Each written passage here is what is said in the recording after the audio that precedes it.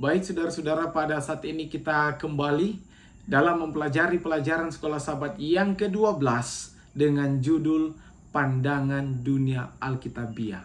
Tapi sebelumnya, mari kita tunduk kepala dan kita bersatu di dalam doa. Kita berdoa. Tuhan Allah kami, Bapa kami yang bertakhta di dalam kerajaan surga, pada saat ini kami akan mempelajari firman Tuhan. Ketika kami akan membuka bagian-bagian kitab suci, biarlah Kuasa Roh Kudus boleh menjadi bagian kami semua. Kami boleh mempelajari dengan baik dan kiranya ini boleh menjadi berkat dalam kehidupan kekristenan kami. Dan kami boleh hidup berbuat apa yang sesuai dengan kehendak Tuhan. Terima kasih Tuhan, biarlah berkat boleh menjadi bagian kami semua. Di dalam nama Yesus, amin. Ayat tema sepanjang pelajaran pekan ini diambil dalam 1 Tesalonika 5 ayatnya yang ke-23. Firman Tuhan berkata, semoga Allah damai sejahtera menguduskan kamu seluruhnya, dan semoga roh, jiwa dan tubuhmu terpelihara sempurna dengan tak bercacat pada kedatangan Yesus Kristus Tuhan kita.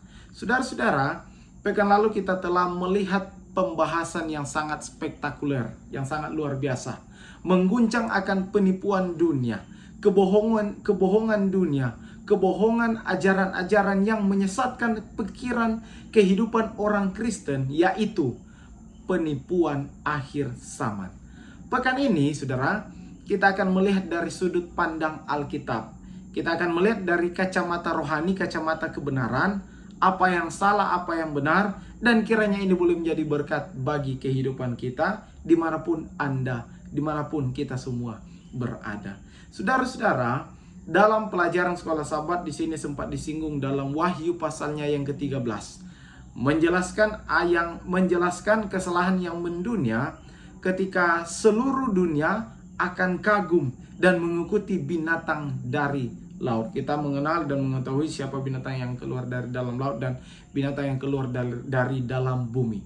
Dalam Wahyu 14 menyoroti kebenaran yang mendunia, yaitu pada saat Injil yang kekal akan diberitakan kepada semua bangsa dan suku, bahasa, dan kaum. Nah, kalau kita mempelajari dalam 1 Timotius 3 ayatnya yang pertama, ayatnya yang ke-1, dikatakan selama masa yang sukar ini, dan digabungkan dengan Efesus pasalnya yang keempat, ayatnya yang ke-14, mengatakan rupa-rupa angin pengajaran. Artinya angin di sini melambangkan kekacauan, keributan, hal-hal yang tidak baik. Mengatakan rupa-rupa angin pengajaran, artinya ajaran-ajaran yang sesat akan bertiup atau akan muncul menyesatkan banyak orang. Dan kalau kita mempelajari dalam 2 Timotius 2 ayatnya yang kedua, banyak orang akan memalingkan telinganya dari kebenaran dan membukanya bagi dongeng. Saudara-saudara, banyak orang akan lebih suka mendengar ajaran-ajaran sesat dan menganggap remeh akan kebenaran. Tidak heran pada saat ini ada banyak orang-orang yang lebih suka mendengarkan cerita-cerita dongeng, cerita rakyat, dan lain sebagainya. Boleh kita mendengarkan cerita-cerita seperti itu, tapi ada banyak orang yang suka mendengarkan cerita-cerita dongeng dan lain sebagainya, dan sudah menganggap remeh atau sikap acuh tak acuh dengan kebenaran. Contohnya, kalau kita melihat dalam pelajaran Sekolah Sahabat diangkat isu 2 kesalahan besar, yaitu kebekaan jiwa, kekekalan jiwa, dan kekudusan hari yang pertama. Iblis di sini pada saat ini, dari dulu sampai saat ini, dia berusaha untuk memenangkan hati setiap umat Tuhan lewat ajaran-ajaran yang seperti itu, lewat ajaran-ajaran yang tidak sesuai dengan firman Tuhan. Tapi kita bersyukur pada saat ini kita akan melihat beberapa fakta yang ada dalam Alkitab supaya kita tidak keliru untuk mempelajari, untuk memahami setiap pelajaran-pelajaran Alkitab. Oleh karena pada saat ini kita akan melihat dari sudut pandang Alkitab, kita akan melihat dari kebenaran yang sebenarnya. Berbicara dari sudut pandang Alkitab, kebenaran yang ada. Di pelajaran Sekolah Sahabat di sini menyinggung sedikit tentang model Yesus. Baik saudara-saudara, Mari kita lihat berbicara tentang Yesus. Kita mengenal bahwa Yesus ini adalah 100% manusia. Dia adalah 100% Allah. Dia sama seperti kita dilahirkan dari seorang ibu dari kandungan selama 9 bulan secara manusia yang normal. Tetapi yang menjadi bedanya adalah Yesus ini dikandung oleh roh Allah. Nah, ini yang paling yang luar biasa. Bahkan pena inspirasi juga mengatakan dia ini manusia yang sempurna. Ini luar biasa. Dari sudut pandang, kalau kita mempelajari buka dalam Lukas pasalnya yang kedua, ayatnya yang ke-52, ini kehidupan dari Yesus mirip dengan kita. Menjelaskan bahwa Yesus semakin bertambah besar dan bertambah hikmat dan semakin dikasihi oleh Allah dan manusia. Nah, saudara-saudara, berbicara tentang pertumbuhan, model dari Yesus, dia juga mirip dengan kita. Oleh karena kenapa? Oleh karena dia bertumbuh secara mental karena bertambahnya hikmat, sama seperti kita. Kita juga bertambah hikmat, kita juga bertumbuh secara mental. Dia bertumbuh secara fisik karena dia bertambah besar. Hari demi hari, semakin hari Yesus semakin besar. Rohani semakin bertambah, oleh karena dia di sini dikatakan dalam Lukas 2 ayatnya yang ke-52, dia lebih dikasihi oleh Allah. Dan bagaimana dengan sosial, kehidupan bermasyarakat dari Yesus?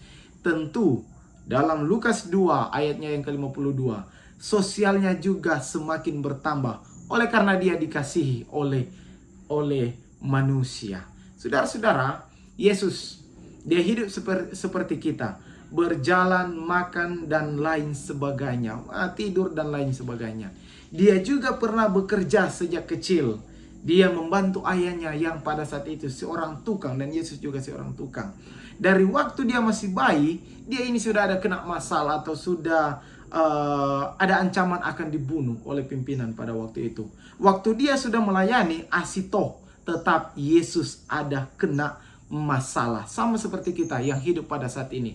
Dari dulu sampai sekarang ini masih tetap ada masalah yang selalu menjadi bagian kita. Tetapi yang paling luar biasa yang kita akan pelajari, saudara boleh buka itu dalam Matius pasalnya yang keempat ayatnya yang ke-23. Yesus dalam kehidupannya, dia selalu melayani, mengajar, melakukan hal-hal yang baik selama dia hidup di dunia ini. Pena inspirasi Ellen White, Alpha Omega jilid 5 halamannya yang ke-58. Di sini dikatakan, Nyonya White sampaikan, selaku seorang anak, Yesus menunjukkan suatu keindahan tabiat yang istimewa. Tangannya yang cekatan selalu siap dalam pelayanan. Ia menunjukkan kesabaran, keteguhan dalam kebenaran dan tidak sudi mengorbankan kejujuran. Dalam prinsip yang kokoh seperti batu karang, hidupnya menunjukkan sifat kesopanan dan tidak mementingkan diri. Inilah kehidupan karakter dari Yesus pada waktu dia masih kecil sampai pada waktu dia dewasa. Inilah pandangan Alkitab, kacamata kebenaran tentang siapa Yesus. Tapi kira-kira pelajaran apakah yang bisa kita ambil? Benar, Yesus adalah manusia sama seperti kita, tetapi dia sempurna. Benar, Yesus pernah hidup di dunia ini. Benar, Yesus lahir dari seorang ibu yang bernama Maria. Benar bahwa Yesus bertambah fisik, mental, rohani, sosial sama seperti kita. Tetapi yang menjadi pertanyaan atau tantangannya adalah pada kita yang masih hidup pada saat ini, apakah kita mau hidup sama seperti Yesus yang selalu menunjukkan kesabaran? Apakah kita mau hidup sama seperti Yesus yang selalu siap dalam pelayanan? Apakah kita mau hidup sama seperti Yesus yang selalu hidup sopan dan tidak mementingkan diri, suka melayani orang lain, mempertahankan kebenaran, selalu tidak mengorbankan kejujuran, dan selalu mengetahui bahwa tubuh ini adalah bait suci. Saudara-saudara, berbicara tentang bait suci. Ini di pelajaran hari Senin disinggung juga bahwa filsuf Yunani kuno mengatakan bahwa tubuh manusia adalah penjara jiwa. Ini luar biasa ini. yang dibebaskan oleh kematian. Ini adalah ajaran yang sangat lama dan tidak sesuai dengan pandangan Alkitab, dan ini telah dipercayai oleh banyak orang Kristen. Berikutnya disinggung juga tentang panteisme. Panteisme, apa itu panteisme? Pan artinya semua, teisme adalah percaya kepada Tuhan, percaya kepada bahwa itu ada Tuhan. Jadi panteisme adalah mempercayai segala sesuatu itu ada Tuhan sendiri, termasuk tubuh manusia adalah bagian dari satu substansi Allah. Jadi panteisme adalah percaya kepada segala sesuatu, ada batu, rumah, sapu, motor, dan lain sebagainya, percaya bahwa di situ kata ada Tuhan. Mari kita lihat pandangan Alkitab. Tentu itu sangat bertentangan dengan Alkitab. Pandangan Alkitab di sini disinggung tentang tubuh sebagai bait suci. Berbicara tentang bait suci, ini berkaitan dengan bangsa Israel. Bait suci, orang Israel menganggap bait suci adalah tempat pertemuan antara mereka dengan Tuhan. Aktivitasnya yang dilakukan di bait suci, kita boleh lihat itu dalam kitab Musa, yaitu membawa kurban dan doa-doa di hadapan Tuhan. Berbicara tentang hal-hal yang baik dalam bait suci. Bait suci adalah sarana Allah supaya boleh menjangkau manusia, dan bait suci itu adalah milik Allah. Bait suci gereja adalah milik Allah. Itu sebabnya tubuh ini, kalau kita gabungkan dengan bait suci, tubuh ini dikatakan bait suci karena ini adalah sarana supaya Allah boleh menjangkau kita, dan ini adalah milik Allah, bukan milik kita sendiri. Mana buktinya? Kita boleh lihat dalam 1 Korintus 6 ayatnya yang ke-19 sampai ayatnya yang ke-20. Firman Tuhan berkata, "Atau tidak tahukah kamu bahwa tubuhmu adalah bait Allah, kudus yang diam di dalam kamu, Roh Kudus yang kamu peroleh dari Allah, dan bahwa kamu bukan milik kamu sendiri, sebab kamu telah dibeli dan harganya telah lunas dibayar. Karena itu muliakanlah Allah dengan tubuhmu." Saudara-saudara, jika kita memahami bahwa tubuh ini adalah bait suci, bait Allah, sarana dan milik Allah, mari kita akan lebih menghargai tubuh kita, pikiran kita, dan lain sebagainya. Dalam 3 Yohanes pasalnya yang pertama ayatnya yang kedua, firman Tuhan berkata, "Saudaraku yang kekasih, aku berdoa semoga engkau baik-baik dan sehat-sehat saja dalam segala sesuatu, sama seperti jiwamu baik-baik saja." Ini adalah surat Yohanes kepada Gaius, temannya, merindukan supaya dia sehat-sehat, mencakup keseluruhan, supaya dia boleh menjaga tubuhnya sebagai bait suci. Dalam 1 Korintus 10 ayatnya yang ke-31, aku menjawab, firman Tuhan berkata, "Aku menjawab, jika engkau makan atau jika engkau minum atau jika engkau melakukan sesuatu yang lain, lakukanlah semuanya itu dengan kemuliaan, untuk kemuliaan Allah." Saudara-saudara, apapun yang kita lakukan, makan, minum, berjalan, berbicara, bekerja, kita gunakan itu semua untuk memuliakan Tuhan, dan juga pikiran kita kalau boleh sesuai dengan pikiran Kristus. Berbicara tentang pikiran Kristus, selain menjaga tubuh, kita juga harus memperhatikan pandangan kita, pikiran kita, untuk kiranya selalu tertuju, fokus kepada Tuhan. Di sini di pelajaran Sekolah Sahabat menyinggung ada 2 hal yang sangat penting dari kehidupan kita, yaitu hati atau pikiran kita. Di sini dikatakan, jika pikiran kita tidak terkontrol, pikiran kita tidak sedang baik-baik saja, tidak lagi baik-baik saja, saya yakin mungkin segala sesuatu yang kita akan lakukan akan bermasalah. Begitu juga dengan hati kita. Hati kita kalau sedang bermasalah atau hati kita sedang busuk, segala sesuatu, segala kejahatan pasti akan terjadi. Karena disitulah terpancar segala hal-hal yang jahat dan lain sebagainya. Ada banyak upaya dalam pelajaran Sekolah Sahabat disinggung ada banyak upaya yang kita boleh lakukan supaya kita berada di titik yang baik-baik saja. Mungkin kita boleh tinggal di suasana yang baru.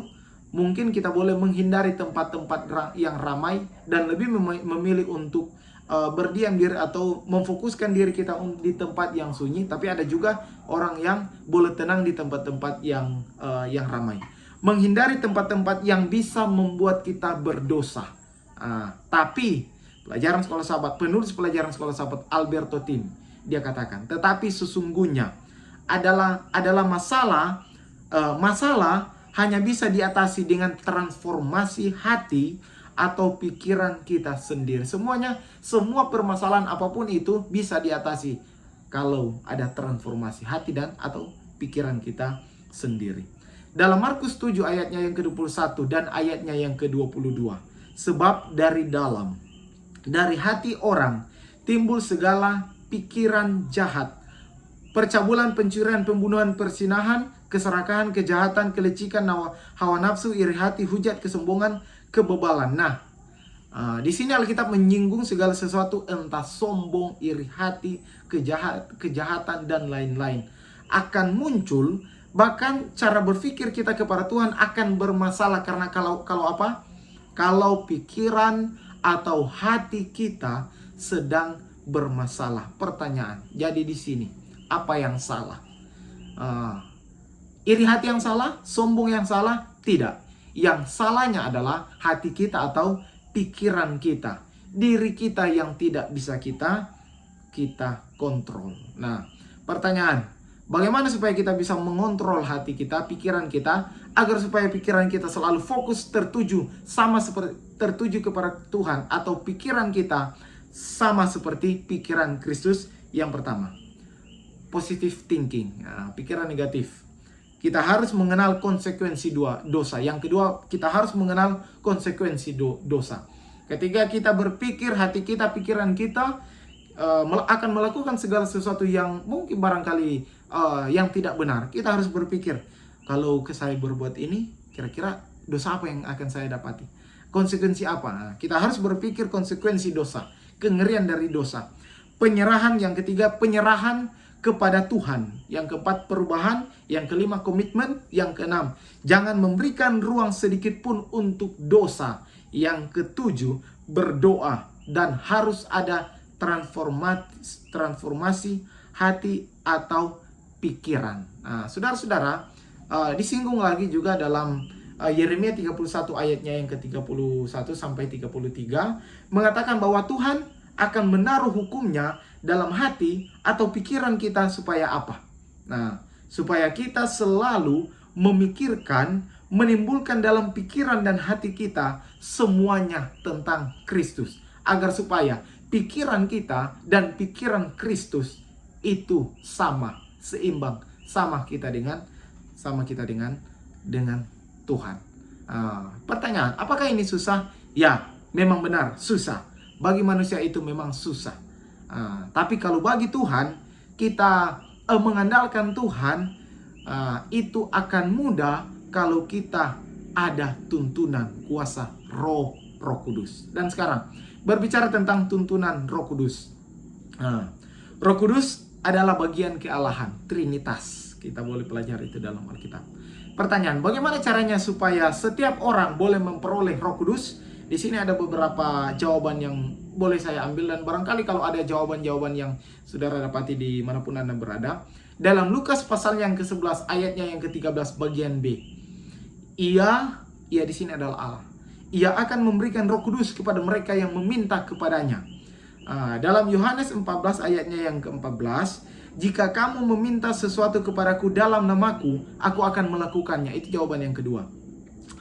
Jawaban yang ketiga, dalam Kisah 1 ayatnya yang ke-8. Roh Kudus akan diberikan. Jadi, bagaimana caranya supaya Roh Kudus ada dalam kehidupan kita? Yang pertama, Roh Kudus akan diberikan bagi mereka yang meminta. Artinya kita meminta. Dan kita gabungkan dengan Yohanes 14 ayatnya yang ke-14.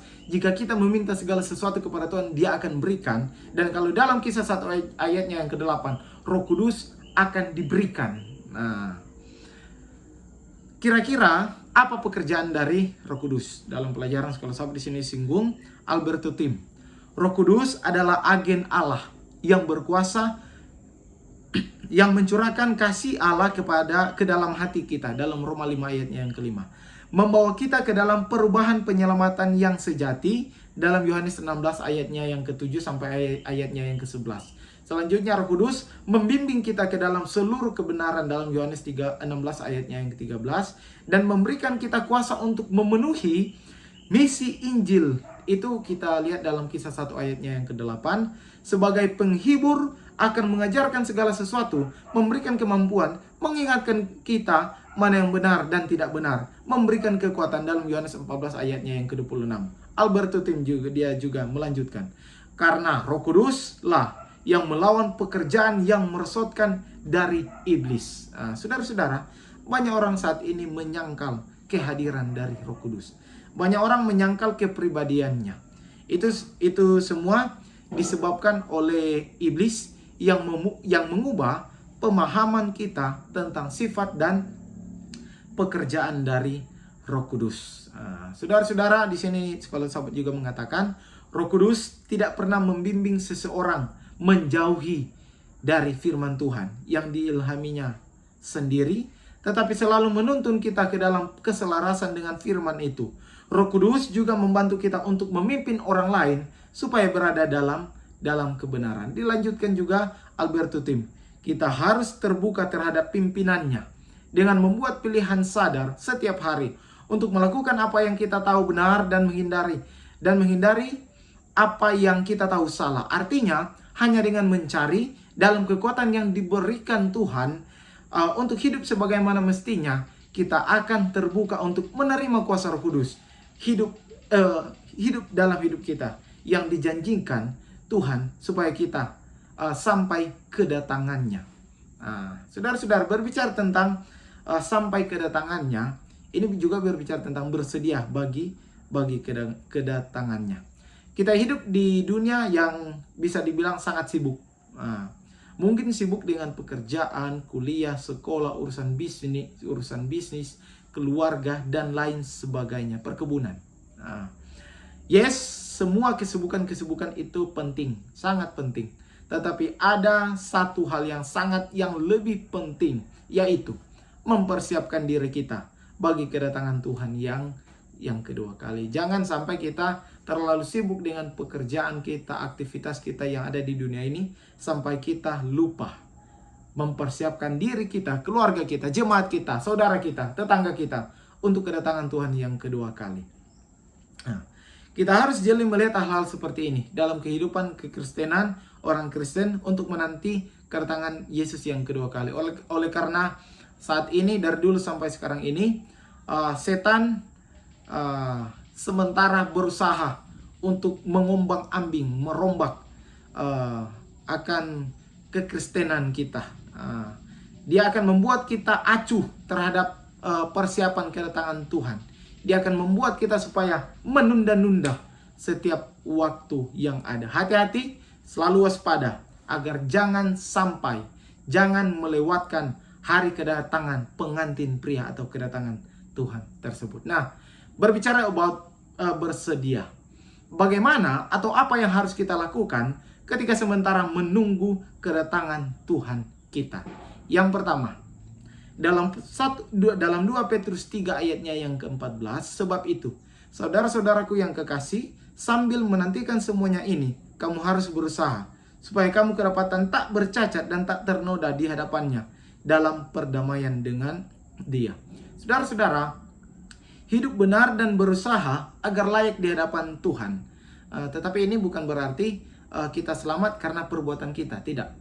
Kita selamat oleh karena kasih karunia Allah dengan iman. Oleh karena itu, kita selamat dengan kasih karunia Allah yang diterima dengan iman. Tetapi kita dinilai juga dengan perbuatan kita. Jadi iman di sini harus dibarengi, harus sama-sama dengan perbuatan. Karena Alkitab sampaikan iman tanpa perbuatan adalah mati. Yang kedua, sambil menantikan kedatangan Tuhan yang kedua kali, kita harus memperhatikan kesehatan tubuh kita dan kita harus memperhatikan bahwa tubuh kita adalah bait suci. Dalam 1 Tesalonika 5 ayatnya yang ke-23, firman Tuhan berkata, semoga Allah damai sejahtera menguduskan kamu seluruhnya, dan semoga roh, jiwa dan tubuhmu terpelihara dengan tak bercacat pada kedatangan Yesus Kristus Tuhan kita. Yang ketiga, rajin pergi ibadah adalah salah satu persediaan yang harus kita buat. Ingat saudara-saudara, apapun yang terjadi dalam kehidupan kita, setia, rajin masuk gereja, pergi ke ibadah. Karena firman Tuhan dalam Ibrani pasalnya yang ke-25, di sini dikatakan, janganlah kita menjauhkan diri dari pertemuan-pertemuan ibadah kita, seperti dibiasakan oleh beberapa orang. Tetapi marilah kita saling menasihati dan semakin giat melakukannya menjelang hari Tuhan yang mendekat.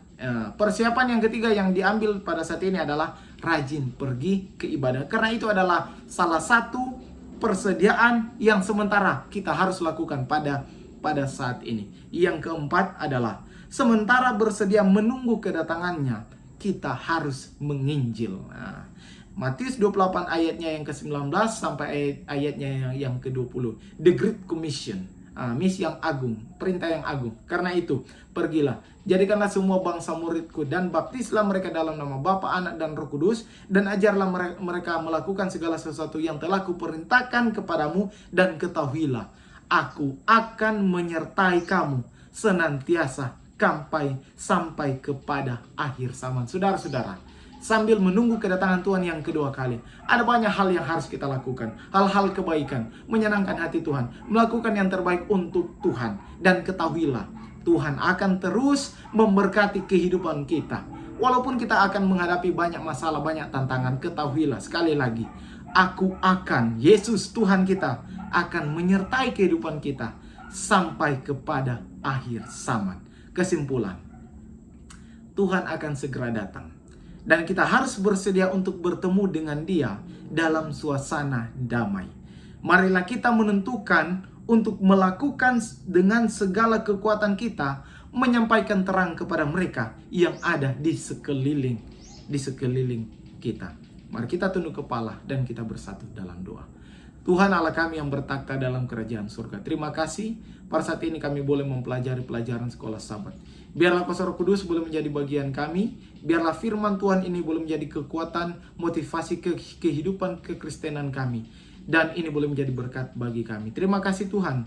Berkati umat-umat Tuhan dimanapun mereka berada. Kiranya berkat, damai, kesehatan, kekuatan boleh menjadi bagian kehidupan mereka. Dan kerinduan kami semua sama-sama setia.